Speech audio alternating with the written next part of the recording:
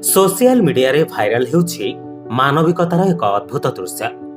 जणे मालिकाणी उदारता आज कोटी कोटी लोकंक हृदय जीतिছে। दिन राति परिश्रम करुथिबा निज घरर सहायिकांकु मालिकाणी जनक एक नुआ कूलर उपहार देई सरप्राइज करिथिले।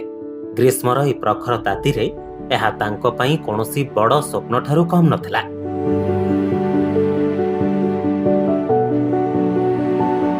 उपहार देखि महिला जनक निज खुशी को रोकी पारि नथिले। आखिरे लुह एवं मुहरे हस नहीं से सीधा जाई मालिकाणी को कुंढई पकईथिले।